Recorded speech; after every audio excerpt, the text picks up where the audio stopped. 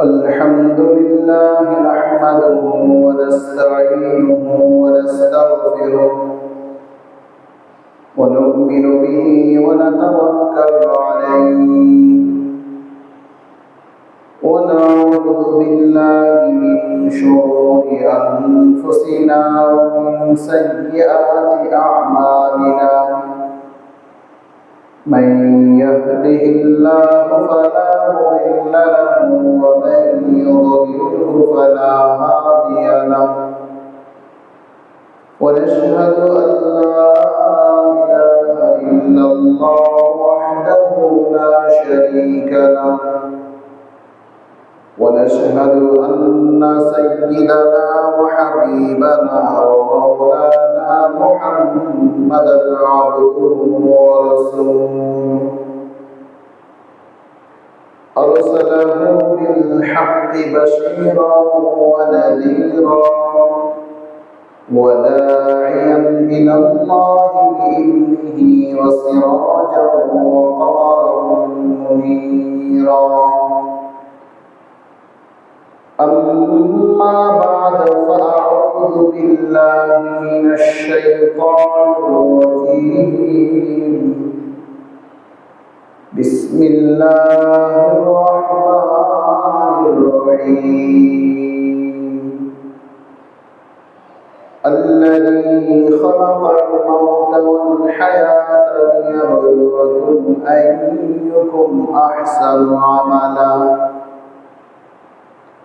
اللهم صل على محمد وعلى آل محمد كما صليت على إبراهيم وعلى آل إبراهيم إنك حميد مجيد اللهم بارك على محمد وعلى آل محمد كما باركت على إبراهيم وعلى آل إبراهيم إنك حميد مجيد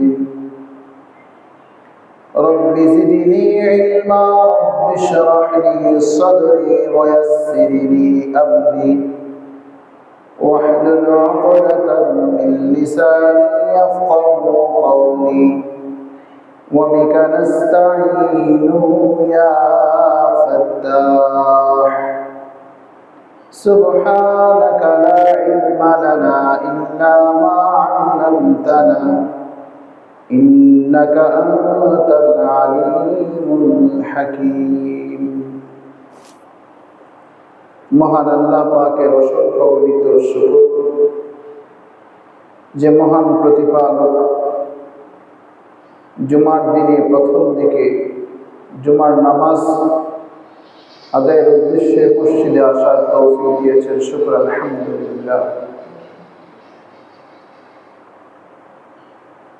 মহান আল্লাহ তাআলা আমাদেরকে সুস্থ এবং ভালো রেখেছেন, সেজন্য আল্লাহ পাকের শুকর আলহামদুলিল্লাহ।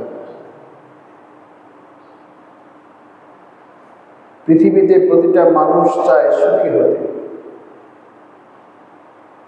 সুখ এবং শান্তিময় জীবন সবাই চায়, সুস্থ জীবন চায়। কিন্তু আমরা আমাদের কিছু ভুলের কারণে, আমরা আমাদের কিছু ভুল সিদ্ধান্তের কারণে যে সুখ শান্তি আমরা চাই সেটা পাই না।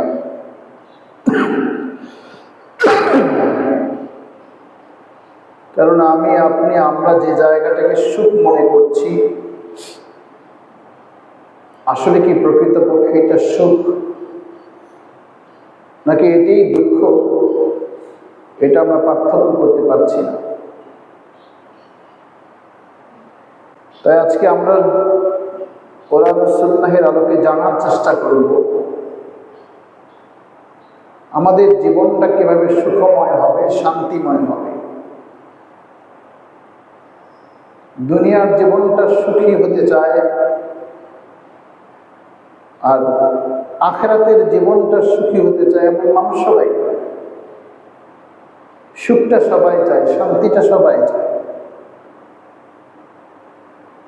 কিন্তু এখন আমাদের মধ্যে যে ভুলটা হয় সেটা হচ্ছে দুনিয়ার জীবনটাকে সুখের করতে গিয়ে পরকালীন জগৎটাকে আমরা দুঃখের করে দিই। আবার কেউ কেউ এমন আছে পরজগতের জন্য এতটাই মরিয়া হয় যে দুনিয়ার জীবনটাকে সে একেবারেই গাফলতের সাথে কাটায় দেয়। এখানেও কোনো ভুল আছে কিনা এ বিষয়গুলো আমাদের জানা খুব প্রয়োজন। প্রথমত আমরা জানার চেষ্টা করব আমাদের জীবনের সুখ এটা আসলে কি। সুখ এবং শান্তি বলতে আমরা যেটা বুঝি যে আমাদের অর্থ সম্পদ থাকবে, যখন যা চাই তখন সেটাই পাব, কোনো রকম ভেজাল থাকবে না, অর্থাৎ আমার মাঝে আমি যখন যেটা চাই সেটাই পাই, এটাকে আমরা সুখ মনে করি। কিন্তু কোরআন সুন্নাহের আলোকে আমরা যদি দেখি তাহলে দেখব প্রকৃত সুখ এবং শান্তি হলো আমাদের জীবন থেকে চারটা জিনিস জীবনে অর্জন করতে পারলেই সুখ এবং শান্তি পাওয়া যায়। এই চারটা জিনিস যদি আমি আপনি অর্জন করতে পারি তাহলে খুব সহজে আমরা সুখী হতে পারবো, আমাদের জীবনটা সুখময় হবে। রাসূল করিম সাল্লাল্লাহু আলাইহি ওয়াসাল্লাম একজন সাহাবী হযরত সাদ ইবনে আবি ওয়াক্কাস রাদিয়াল্লাহু তাআলা আনহু, একজন প্রখ্যাত সাহাবী। রাসূল করিম সাল্লাল্লাহু আলাইহি ওয়াসাল্লামের কাছে একজন ব্যক্তি আসলো। সাদ ইবনে আবি ওয়াক্কাস রাদিয়াল্লাহু তাআলা আনহু তিনি বলেন যে একদা এক ব্যক্তি রাসূলের কাছে আসলো। এসে সেই ব্যক্তিটা বলল, আওসিনি ইয়া রাসূলুল্লাহ, আওসিনি, আপনি আমাকে কিছু নসিহত করেন। এবং সাথে সাথে আরেকটা শব্দ আউদিস, যে নসিহতটা খুব দীর্ঘ যেন না হয়, নসিহতটা হবে সংক্ষিপ্ত এবং খুবই হৃদয়গ্রাহী। সংক্ষিপ্ত নসিহতটা আপনি আমাকে এভাবে করেন যেন এটা আমার হৃদয়ে গেঁথে যায়, এটাকে যেন আমি ধারণ করতে পারি, আমার হৃদয়ে যেন একটা টাচ করে। আমাকে একটা সংক্ষিপ্ত নসিহত করে। হযরত সাদ ইবনে আবি ওয়াক্কাস রাদিয়াল্লাহু তাআলা বলেন, একজন ব্যক্তি যখন রাসূল সাল্লাল্লাহু আলাইহি ওয়াসাল্লামের কাছে নসিহত শুনতে চাইলেন, এমন নসিহত যে নসিহতটা খুব দীর্ঘ হবে না, সংক্ষিপ্ত, তখন রাসূল করিম সাল্লাল্লাহু আলাইহি ওয়াসাল্লাম তাকে প্রথম যে কথাটা বললেন, রাসূল সাল্লাল্লাহু আলাইহি ওয়াসাল্লাম তাকে এই কথাটা বললেন, ওয়া ইয়াকা বিল ইয়াস মিম্মা ফি আইদিন নাস। প্রথমে রাসূল তাকে বললেন, তুমি ওই জিনিসটা থেকে বিরত থাকো, নিজেকে গুটিয়ে রাখো, মানুষের হাতে যা আছে সেটার ব্যাপারে তুমি নিরাশ থাকো, যে মানুষের হাতে আছে, যেটা মানুষের হাতে আছে এ ব্যাপারে তুমি নিরাশ থাকো, সেই বিষয়ে তুমি এত আশাবাদী হইও না। প্রথম নসিহতটাই রাসূল এটা করলেন, ওয়া ইয়াকা বিল ইয়াস মিম্মা ফি আইদিন নাস। মানুষের হাতে যা আছে সেই জিনিসটার ব্যাপারে তুমি আশাবাদী হতে পারো। আজকে আমাদের মাঝে এটা খুব বেশি আছে, যে জিনিসটার মালিক অন্যজন, যে জিনিসটা অন্যের কাছে আছে সে জিনিসটার খুব আশাবাদী আমি হই, যে আমার ভাইয়ের আছে, আমার বোনের আছে, আমার বাবার আছে,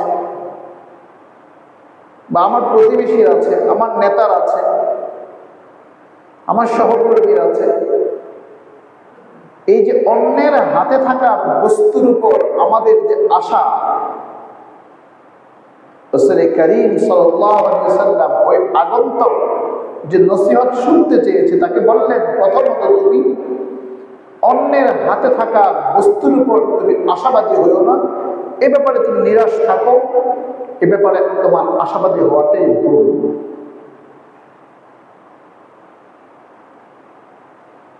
কারণ আমি যখন অন্যের কাছে যে জিনিসটা আছে সেই বস্তুর উপর বা সেই তার মালিকানাধীন থাকা জিনিসের উপর আমার যখন কোনো আশা থাকবে, তখন আমার আর তার মাঝে বিভেদটা তখনই শুরু হয়ে যাবে যখন আমার আশাটা পূরণ না হবে।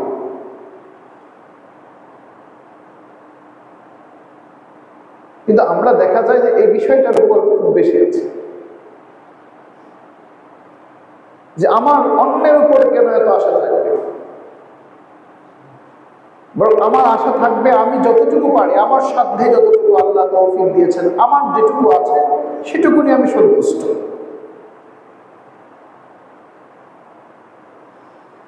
সেটুকু নিয়ে আমার সন্তুষ্ট।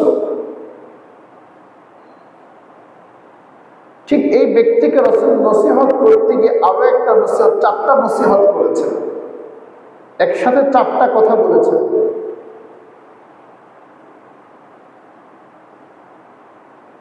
এর মধ্যে তৃতীয় কথাটাকে আমি নিয়ে আসছি, সেটা রাসূল বলেন, ওয়া ইয়াকা আত-তামা ফাইন্নাহু আল-ফুকারা আল-হাদির। রাসূল করিম সাল্লাল্লাহু আলাইহি ওয়াসাল্লাম বলেন, তুমি লোভ থেকে বেঁচে থাকো,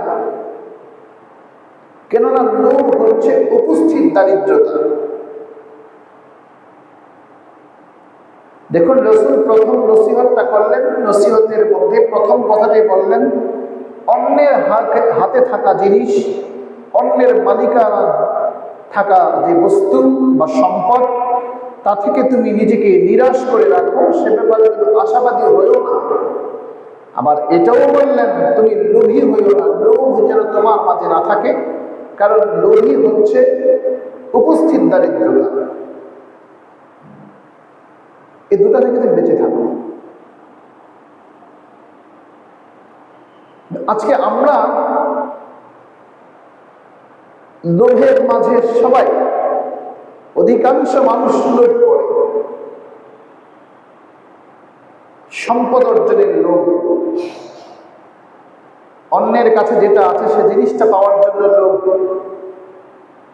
এই লোভী মানুষগুলো সবসময় তাদের একটা দারিদ্রতার মাঝে সে বসবাস করে, সে দরিদ্র।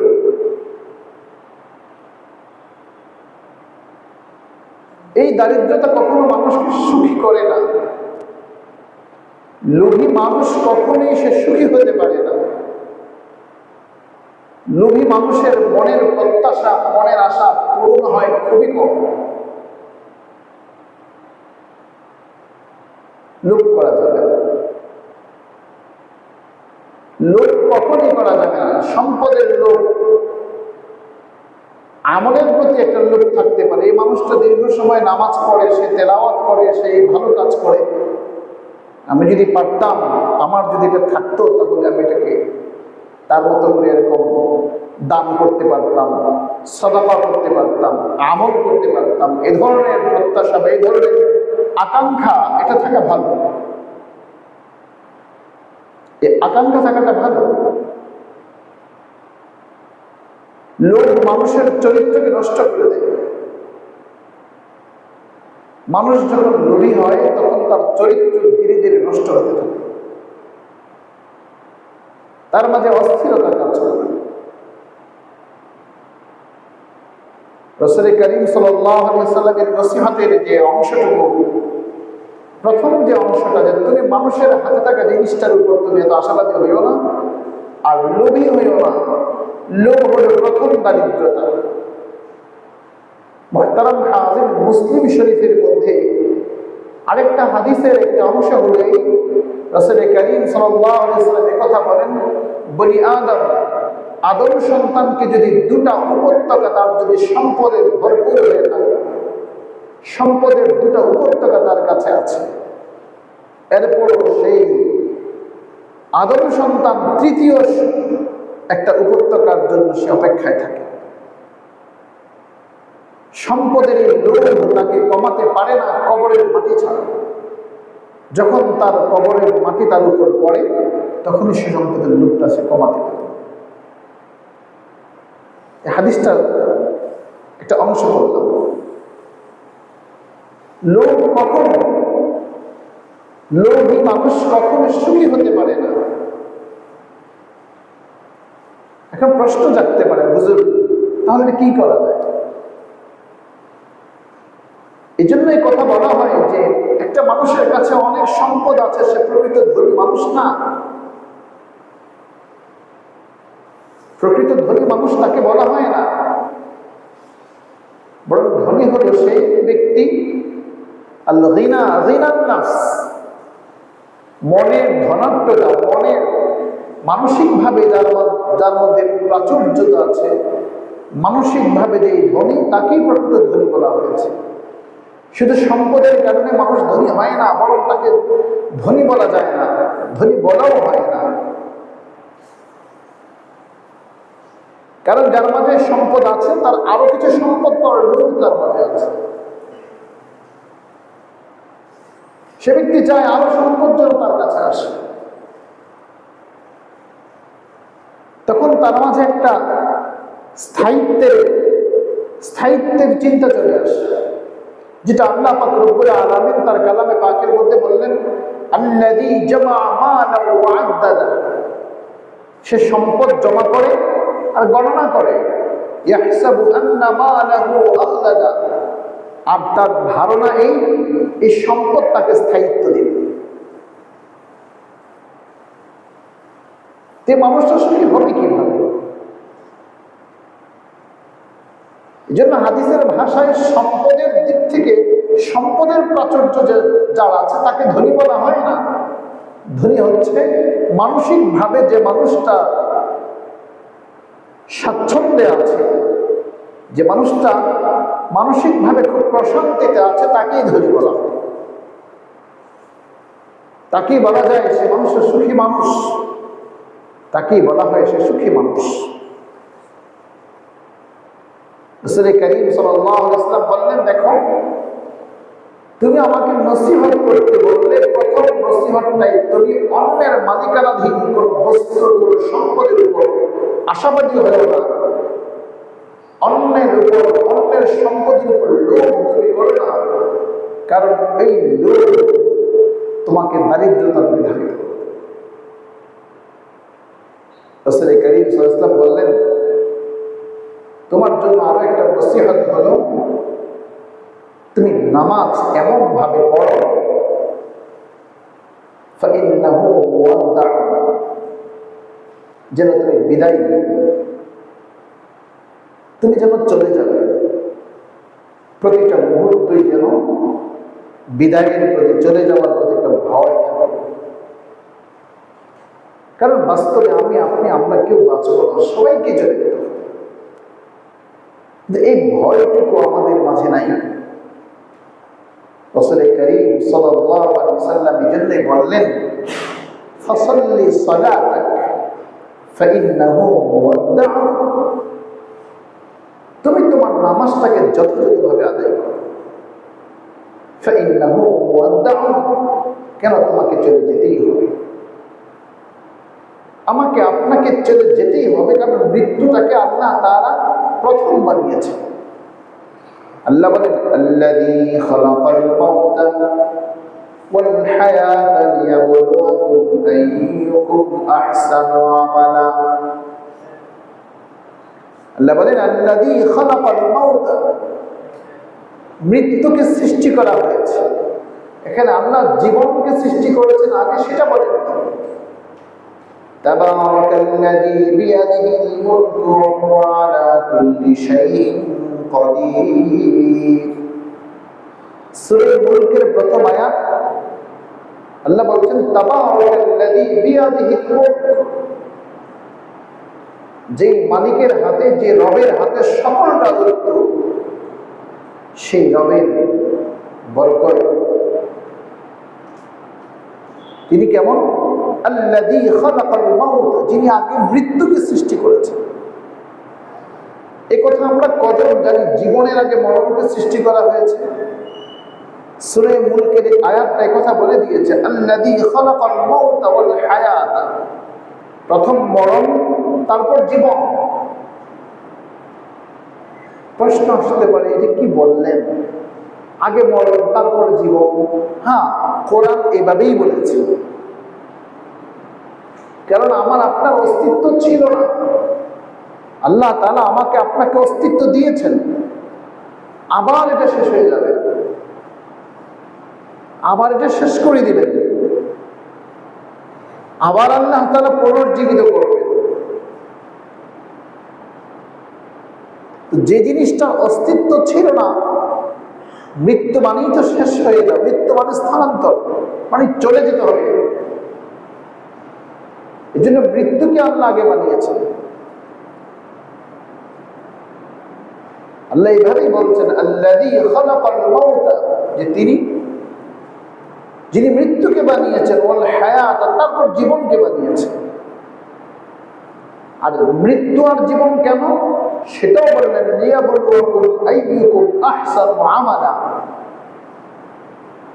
যে কাজকে কত সুন্দর করে কাজ করতে পারে। রাসূল সাল্লাল্লাহু আলাইহি ওয়াসাল্লাম, ওই যে আগন্তক একজন এসে বলল, ইয়া রাসূলুল্লাহ আউসিনি আউজিস, আপনি আমাকে নসিহত করুন, এমন নসিহত করুন যে সংক্ষিপ্তটা হবে নসিহত, আর এটি হৃদয়ে ধারণ করার মতো হবে, আমি সহজে এটাকে ধারণ করতে পারবো, মানতে পারবো। কারণ সে তার জীবনকে সাজাতে চাচ্ছে। ওই সাহাবীটা এটা বুঝতে পেরেছে, আমার জীবনটা সাজাতে হবে।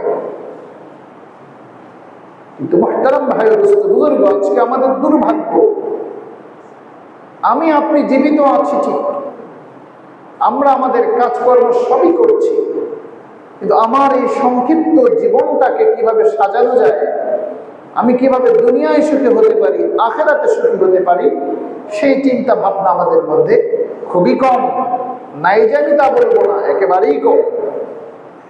অথচ আল্লাহ পাক রব্বুল আলামিন শিখিয়েছেন, আমরা পড়ি রব্বানা আতিনা ফিদ দুনিয়া হাসানা, রব্বানা আতিনা ফিদ দুনিয়া হাসানাতাও ওয়া ফিল আখিরাতি হাসানা। হে রব, হে আমার প্রতিপালক, আপনি আমাকে আতিনা, আপনি আমাকে দান করুন, ফিদ দুনিয়া, পার্থিব জগতে, হাসানা, হাসানাতান, কল্যাণ, সৌন্দর্য, ভালো কিছু, সব ধরনের কল্যাণ, ওয়া ফিল আখিরাতি হাসানা, এবং আখিরাতেও আপনি আমাকে কল্যাণ, সৌন্দর্যতা, ভালো যা আছে সব আমাকে দান করুন। ওয়া কিনা আযাবান নার, এবং আপনি আমাকে জাহান্নামের আগুন থেকে বাঁচান। এই দোয়াটা আমি আপনি বলছি, কিন্তু কাজ কি করছি? কাজ তো করি না। বরং আমরা কি করি? আমরা আমাদের পার্থিব জগতে আমাদের যে কাজগুলো আছে, সেই কাজে সফল হওয়ার জন্য আমরা যেই কাজের সাথে সম্পৃক্ত আছে, সেই কাজে যিনি দক্ষ আছেন, অভিজ্ঞ আছেন, তার সান্নিধ্যে যাই, তার পরামর্শ নিই, অথবা সেই বিষয়ের উপর প্রশিক্ষণ গ্রহণ করি, যাতে করে আমি আমার কাজে সফল হতে পারি। আমি আমার কাজে যেন সফল হতে পারি, সেজন্য বিভিন্নভাবে আমরা বিভিন্ন কৌশল অবলম্বন করি, বিভিন্ন পথ পন্থা অবলম্বন করি, শুধুমাত্র পার্থিব জগতে সমস্ত কাজে সফল হওয়ার জন্য।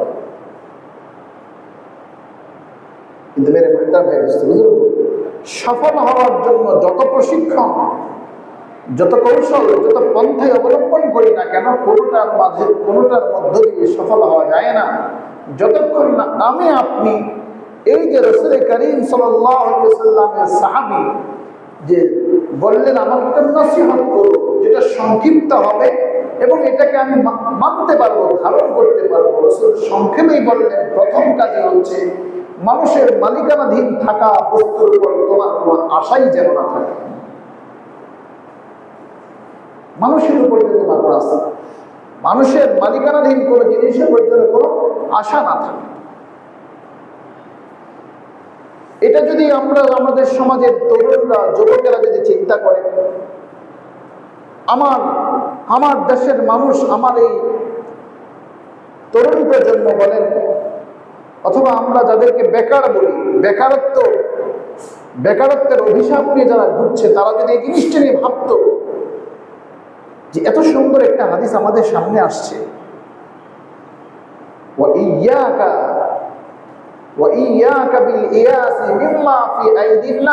মানুষের হাতে থাকা জিনিসটার উপর কোনো আশা করো না, তাহলে প্রত্যেকটা বেকার সে তার কর্মসংস্থান খুঁজে বেড়াত।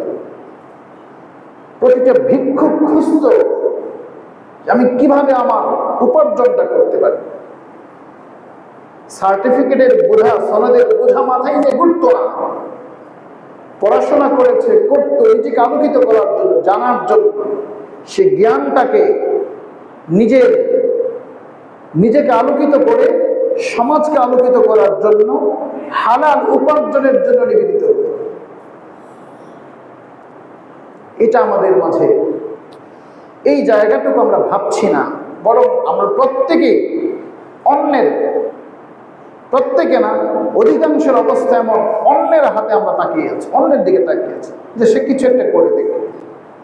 ছোট ভাই তাকিয়ে আছে বড় ভাইয়ের উপর, বড় ভাই কিছু করে দিবে।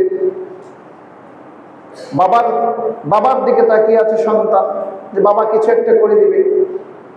আর অভিভাবকরাও এমন,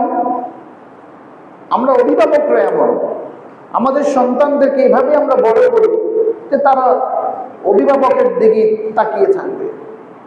আমাদের সন্তানদের বা আমাদের প্রজন্মের চিন্তা চেতনা মস্তিষ্ক এমন ভাবে আমরা এটাকে প্রস্তুত করছি যে সে একটা গণ্ডির এর বাইরে যেতে পারে না। এ বিষয়গুলো দীর্ঘ আলোচনা। রাসূল করিম সাল্লাল্লাহু আলাইহি ওয়াসাল্লাম এই হাদিসটা শুধু ওই সাহাবীকে বলেছেন তা না, ওই সাহাবীর কথাটা সাদ ইবনে আবি ওয়াক্কাস রাদিয়াল্লাহু তাআলা আনহু তিনি বর্ণনা করেছেন। তার এই বর্ণনার সূত্র ধরে এই হাদিসটাকে আমি আজকের আলোচনায় নিয়ে আসলাম, যে আমরা যারা আছি আমাদের প্রত্যেকের উভয় জগতে সুখী হওয়ার জন্য প্রথম যে সূত্রগুলো আমাদের প্রয়োজন এই হাদিসের মাঝে আসছে। প্রত্যেককে চিন্তা করতে হবে যে আমাকেই খুঁজতে হবে, আর সেই খোঁজাটা যেন এমন ভাবে হয় যে রাসূল করিম সাল্লাল্লাহু আলাইহি ওয়াসাল্লাম যেভাবে বলেছেন, আল্লাহ পাক রব্বুল আলামিন যেভাবে বলেছেন।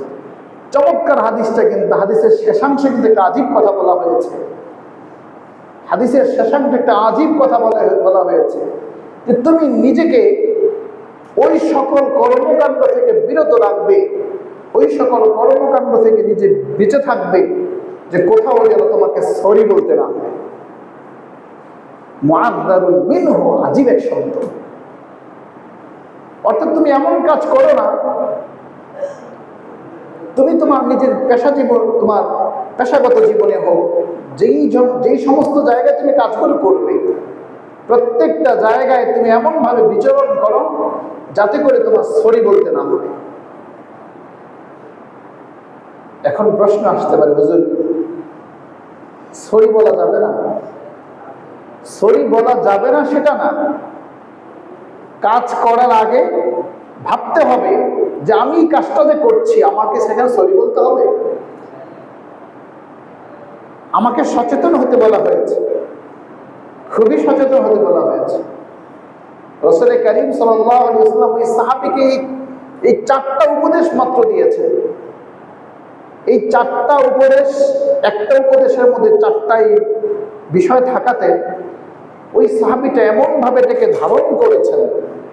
মুহতারাম হাজিরিন, আমি আপনিও যদি আমাদের জীবনে যদি সুখী হতে চাই, রব্বানা আতিনা ফিদ দুনিয়া হাসানা, দুনিয়ার জীবনে সফল হতে চাই, দুনিয়ার জীবনের স্বাচ্ছন্দ্য এবং সুখী জীবন, শান্তিময় জীবন চাইলে একটু চিন্তা করে দেখুন, আমার আপনার মাঝে এই চারটা বৈশিষ্ট্য যদি অর্জন করতে পারি, মানুষের মালিকানাধীন কোনো বস্তুর উপর আমার কোনো আশা নাই, আর আমি এমন কোনো কাজ করব না, আমি এমন কোনো লোভজনক বা লোভের আমার ভিতরে কাজ করবে না যে লোভে আমার দিনটা তিলে তিলে শেষ হয়ে যাবে, অন্যের সম্পদের উপর লোভ থাকবে না, অন্যের কোনো জিনিসের প্রতি আমার কোনো লোভ থাকবে না। কারণ এই লোভটাই হলো উপস্থিত দারিদ্রতা, এটা হলো উপস্থিত দারিদ্রতা। আজকে আপনি একটা ভালো দামি গাড়ি নিয়ে আসলেন, আমি যদি চিন্তা করি তার এমন একটা গাড়ি আছে, গাড়িটা যদি আমার হয়, নাউযুবিল্লাহ মিন যালিক, তার আছে, এটা তার আছে। এখন আপনি আমি যদি ভাবতে শুরু করি যে এটা তো আমার নাই, তাহলে এই যে দারিদ্রতা, এটা নাই বলেই তো আমার লোভ কাজ করছে। এই লোভ মানুষকে ধ্বংস করে দেয়, মানুষের চরিত্রটাকে নষ্ট করে দেয়।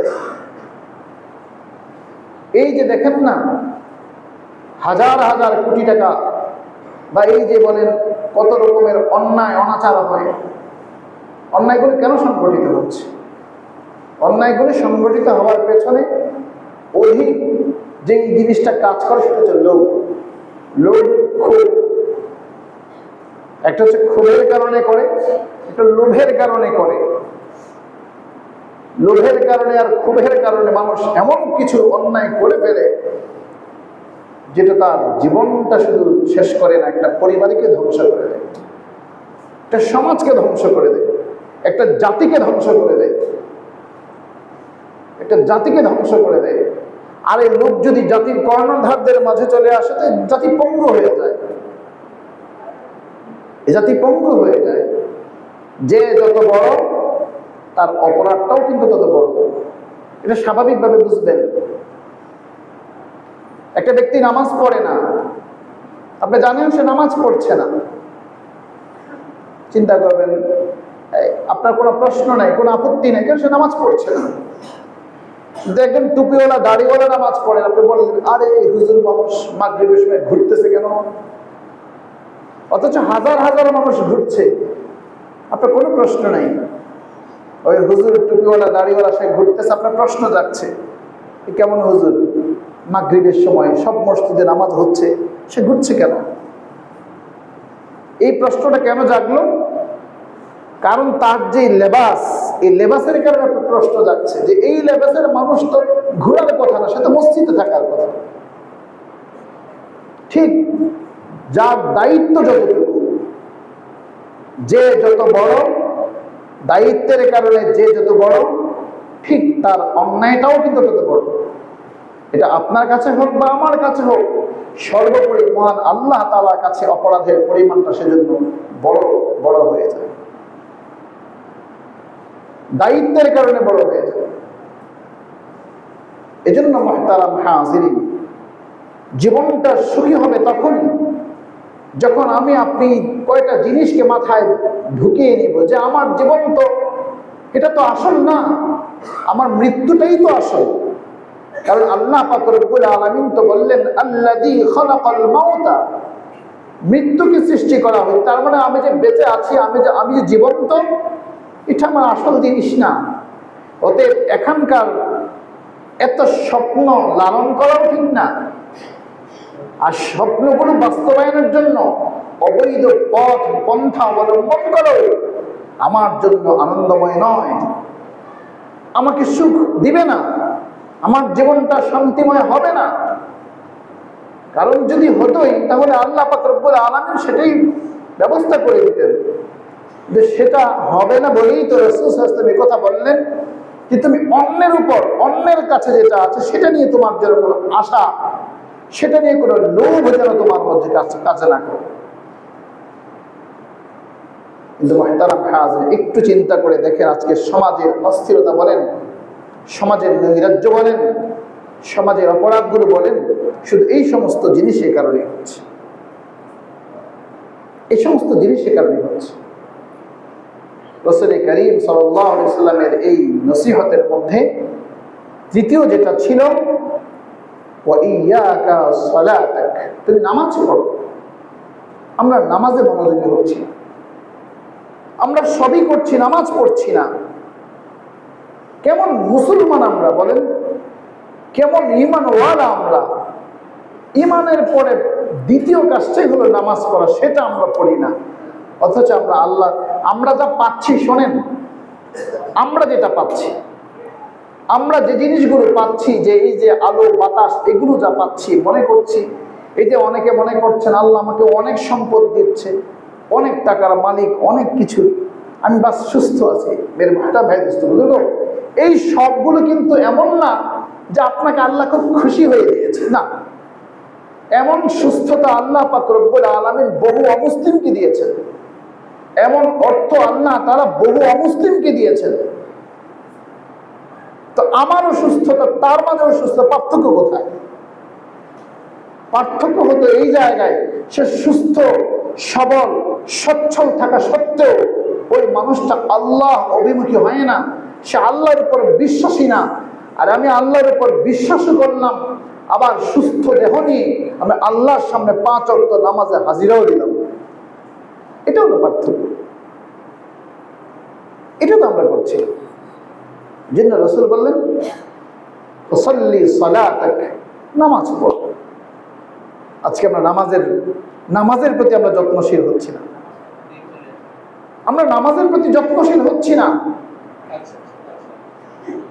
আমরা দারিদ্রতাকে বুঝি না। 1000 কোটি টাকার মালিক হওয়া, ঘরের ভেতরে খাদ্য থাকা, বস্ত্র থাকা, সন্তানের জন্য আপনার চোখে দেখা তাদের ভবিষ্যৎ উজ্জ্বল হওয়ার জন্য অনেক কিছুই আপনি করে গেলেন। এগুলি যদি আপনি মনে করেন আপনি সচ্ছল, আপনি ধনী, না। এগুলি সচ্ছল এবং ধনী হওয়ার আলামত না। হ্যাঁ, এই প্রত্যেকটা যদি হালাল হয়, আপনি যদি নিজে বুকে হাত দিয়ে খুব চিন্তা করে যদি বলতে পারেন হ্যাঁ এটা আমার হালাল, এটা আমি হালাল ভাবে উপার্জন করেছি, আমার এখানে সামান্য পরিমাণ কোনো জুলুমও নাই, অন্যায়ও নাই, তাহলে আপনি সফল। আর ওই সম্পদটুকু দিয়ে যদি আপনি ইবাদত করেন, আমি আপনি সুস্থ শরীর দিয়ে যদি ইবাদত করি, তাহলে সফল। তাহলে তো রব্বানা আতিনা ফিদ দুনিয়া হাসানা, আল্লাহ এই দুনিয়ার জীবনে আমাকে সম্পদ দাও হালাল ভাবে, আমাকে সুস্থ রাখো যেন আমি তোমার ইবাদত করতে পারি, আমার এই সুস্থ দেহ নিয়ে যেন মানুষের কল্যাণে কাজ করতে পারি, আমার এই সুস্থ দেহ নিয়ে যেন আমি 5 ওয়াক্ত নামাজে তোমার জন্য সিজদায় লুটে করতে পারি। আমাকে এমন অর্থ দেও যে অর্থ দিয়ে গরিব দুঃখী অসহায় মানুষের সহায়তা করব, পরিবারের সদস্যদেরকে স্বাচ্ছন্দ্যে চালাবার চেষ্টা করব, এবং আমি এই অর্থ দিয়ে তোমার ঘর জিয়ারতে যাব। এটা হলো ফিদ দুনিয়া হাসানা ওয়া ফিল আখিরাতি হাসানা, আখিরাতেও আমাকে শান্তি দাও। তার অর্থ কি? আল্লাহ আমি যে দুনিয়াতে কাজ করলাম, লিয়াবলুয়াকুম আইয়ুকুম আহসানু আমালা, আমাকে তো একটা পরীক্ষার বিষয় দিয়েছিলাম, আমার কাজটা কত সুন্দর হবে। ওই কর্মকাণ্ড যে আমি করছি, এটাকে তুমি আখিরাতে আমার মুক্তির কারণ হিসেবে এটাকে কাজে লাগাও, আমার উপার্জনটাকে মুক্তির কারণ হিসেবে বানাও, আমি যেন পরকালের সব ঘাটি থেকে নাজাত পেতে পারি, মুক্তি পেতে পারি। ওয়াকিনা আযাবান নার, আল্লাহ তুমি আমাকে জাহান্নামের শাস্তি থেকে বাঁচায় দাও। মেরে মুহতারাম ভাই দোস্ত বুজুর্গ, আসুন না, জীবনটাকে সুখী এবং শান্তিময় করতে হলে অন্যের মালিকানাধীন থাকা কোনো সম্পদ বা বস্তুর উপর যেন আমার আশা না জাগে, লোভ না আসে। 5 ওয়াক্ত নামাজ যেন আমি যথাসময় যথারীতিভাবে আদায় করি, আর এমন কোন কাজ যেন আমার দ্বারা না হয় যে পরে সরি বলতে হয়। এমন কোনো কাজ করা যাবে না যে কাজের কারণে নিজে অনুতপ্ত হতে হবে, হ্যাঁ এটা ভুল করছি, এটা কেন হয়ে গেল। এটা আমাদের সবার। এই জিনিসগুলো যদি আমি আপনি লালন করতে পারি, আমল করতে পারি, চর্চা করতে পারি, তাহলে দুনিয়াও সুন্দর হবে, আখিরাতও সুন্দর হবে। আল্লাহ তাআলা আমাদের সকলকে এই রাসূল করিম সাল্লাল্লাহু আলাইহি ওয়াসাল্লামের যে নসিহত ওই আগন্তুককে করলেন, এই নসিহতটাকে আমাকে আপনাকে সবাইকে মানার মতো তৌফিক আল্লাহ তাআলা দান করুন। ওয়া মা আলাইনা ইল্লাল বালাগ। ক্বাবলা জুমআ 4 রাকাত সুন্নাত যারা পড়েনি পড়েন।